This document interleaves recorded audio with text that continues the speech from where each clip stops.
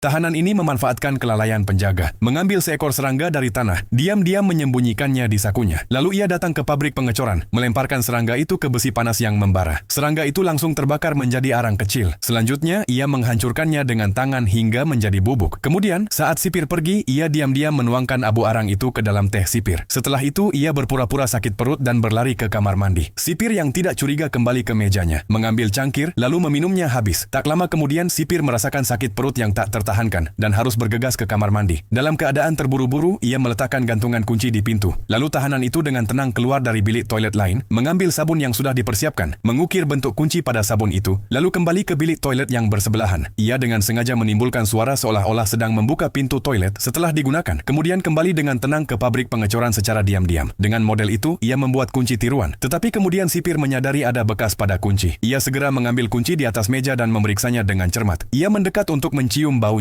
Bau itu terasa familiar. Untuk memastikan kecurigaannya, ia mengambil sabun miliknya sendiri dan menciumnya lagi. Ternyata baunya sama. Ia sadar ada yang tidak beres. Keesokan harinya, tahanan itu dengan sengaja pergi membersihkan dekat pintu. Saat penjaga lengah, ia mengeluarkan kunci yang disembunyikan di bawah sol sepatunya. Lalu cepat berjalan ke arah pintu. Tepat ketika ia memasukkan kunci ke dalam kunci pintu dan hampir membukanya, sipir tiba-tiba muncul dari belakang dan memanggilnya. Menyadari hal itu, ia segera menarik kunci, memasukkannya ke mulut, lalu menelannya dengan paksa. Setelah itu, ia menjatuhkan sapu, mengangkat tangan, dan perlahan berbalik. Sipir memerintahkan penjaga untuk menggeledahnya, tetapi tidak menemukan apa-apa. Sipir marah besar, memerintahkan tahanan membuka mulut, memeriksa sendiri, tetapi tetap tidak menemukan apa-apa. Setelah itu, tahanan dibawa ke ruang interogasi. Ia menggeleng cepat dan menyangkal. Lalu sipir menyuruh seseorang membawa semangkuk obat pencahar, dan memaksanya meminum dalam jumlah banyak. Namun setelah tahanan itu selesai ke toilet, para penjaga tidak menemukan kunci. Ternyata, tahanan itu sudah diam-diam meludahkan kunci tersebut dan memberikannya secara rahasia kepada kaki tangannya. Belakangan, kaki tangannya menghindari keramaian dan mengembalikan kunci itu kepadanya. Menurutmu, apakah ia bisa melarikan diri?